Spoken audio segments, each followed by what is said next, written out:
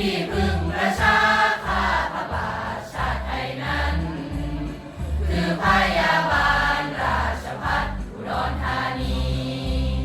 เราปัญญาชนประโยชน์ตนนั้นเป็นที่สองพินิจไตร่ตรองดังคำสอนพระราชบิดา พวกเราภาคเพียรศึกษาไปหาวิชา สุขภาพชีวาของคนไทยให้พัฒนา ดูแลด้วยใจดีมีเมตตา รักษาประชาด้วยจัญญาคุณค่าทวี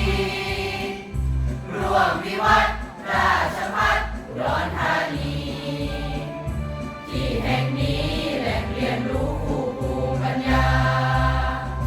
เป็นตลาดวิชาของปัญญาชน สัตบุตรงาม